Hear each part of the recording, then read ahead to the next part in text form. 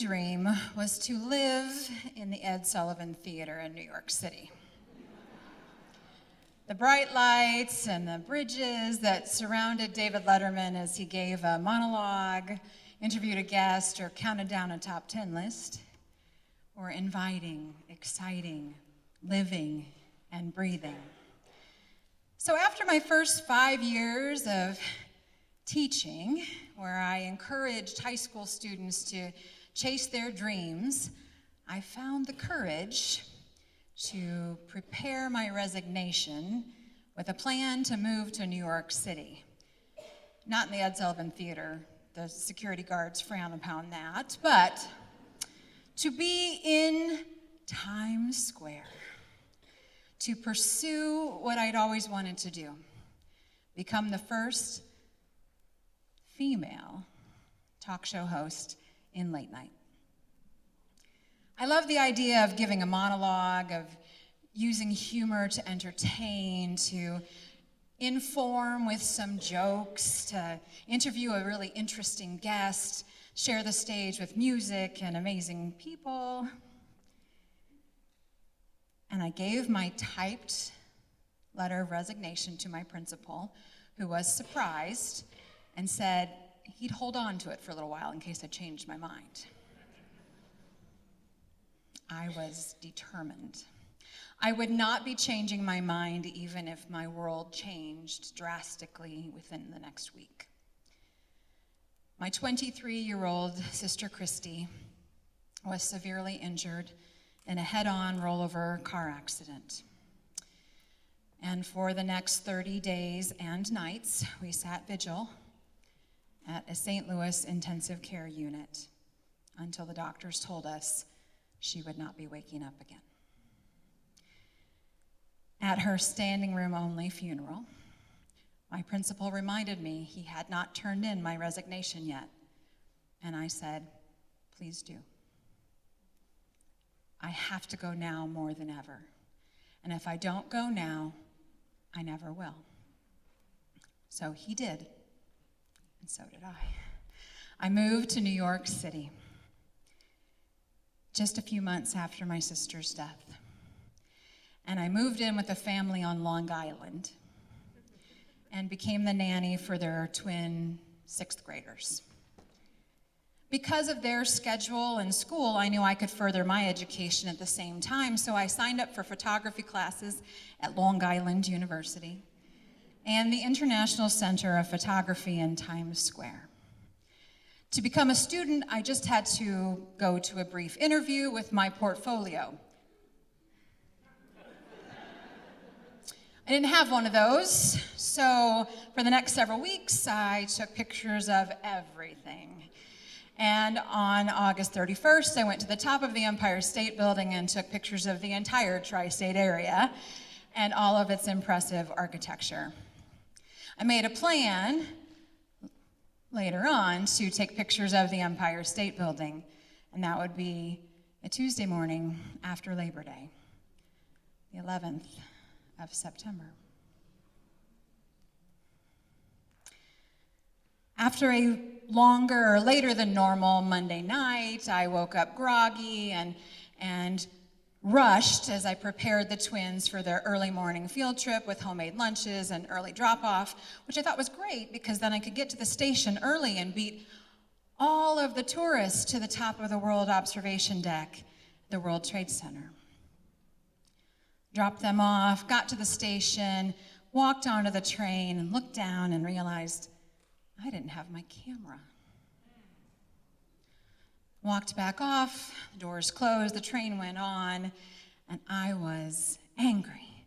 I went back to my car, went back to the house, and I had just destroyed myself over those 30 minutes that I just now added to my commute.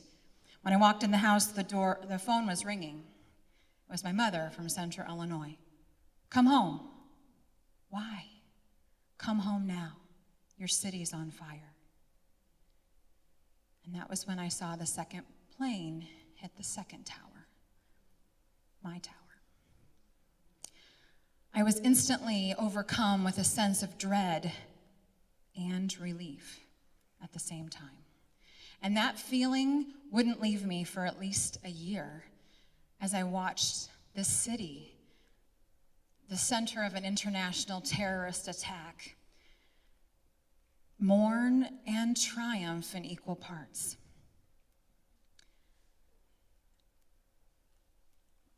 The lights at David Letterman's theater were dim for the next week, while tourism waned and rescue operations became recovery ones. And it was 3 weeks before Saturday Night Live returned to the airwaves. But with it, a collective sigh of relief of New Yorkers as we could now laugh again in spite of indescribable trauma. Some would argue that it was too soon, but I tend to think that humor and trauma go hand in hand most times. Carol Burnett gave credit to her grandmother, and although the origin isn't officially known for this equation, tragedy plus time equals comedy. Time is relative, and humor is subjective, but humor has power, which is really why I wanted to be on that center stage.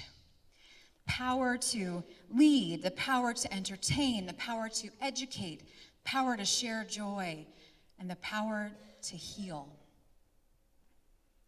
Rosie O'Donnell was one of the first female talk show hosts, and while she didn't host during late night, she did everything I wanted to do: educate, entertain, give stuff away.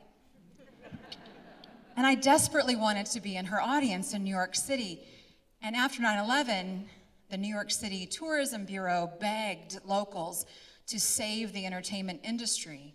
Please come and see shows. Please come and see the talk shows. Please support the movies. And they didn't have to ask me twice. Within a month, there I was in the front row, in front of Rosie O'Donnell, center stage, in the iconic Rockefeller Center. She was electric, entertaining, everything I knew I would be. And I loved it, even if she stole my job. During the first commercial break, however, when the live lights turned off, so did her contagious smile. I saw the heartbreak of performing comedy in a city just 1 month removed from destruction of life, buildings, and security. I saw the human behind the humor and the energy it took to be on, hiding whatever her true emotions were for the sake of others. And I saw myself. And I realized that as an educator, whether in front of a class or just living my life, that I was on center stage, performing, entertaining, hiding all the time that I was sad and heartbroken for loss of my sister, my city, my dream. When I returned back to Central Illinois that next August, I wasn't sure I wanted to teach ever again, so I took other jobs. The school found out. And they called and asked if I'd want to direct theater. Okay. And that's all it took, and I was back in the classroom. But see, it was there that I slowly realized, in front of a captive audience of teenagers, that I could hone my humor craft every hour of every day. I had humor's power, and I could wield it to educate, to entertain, and to control. I promised students in my English class that they would only be required to laugh once during every school year, or they would fail. Just once. Daily, I would give them a journal question because it's important to write every day and it's important for me to take attendance without you talking. So sometimes the question would be related to what we were studying. Sometimes it would be random, and sometimes it would be inspiration as I drove to work that day. And on this fateful day, it was, as I overheard radio talk show hosts discussing what they would do differently if they were the opposite gender. And I thought, great question. I'll ask the kids. I wrote, if you were the opposite gender for the day, what would you do differently? And the students began writing, except for one young teenage boy who blurted out, dude, if I was a chick, I'd play with myself all day long. And the students laughed. And I had two choices, and quickly. I could remove him from class and wield that power as a disciplinarian, or I could use humor and wield that power. Guess which one I picked? So I said, no, honey, the question says, what would you do differently?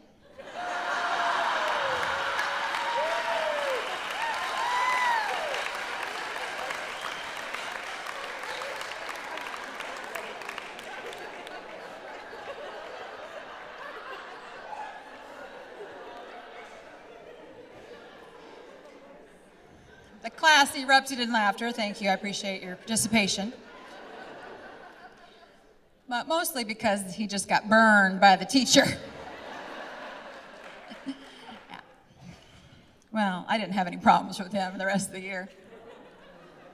And they all learned very quickly that I was funnier and faster to the punchline. I suppose 27 years of educating teenagers is a longer run than any late-night talk show hosts have to claim. And I have students from all over the world who still speak to me and communicate with me and keep in touch. Some who grew up with me and some who became my best friends after they grew up too. This has been one of the greatest privileges and honors of my life, to spend time with young people and hopefully make positive impacts on their lives and let them make positive ones on mine with their stories and my stories and our humor. And I haven't asked them, but I think Dave and Rosie would be proud. Thank you.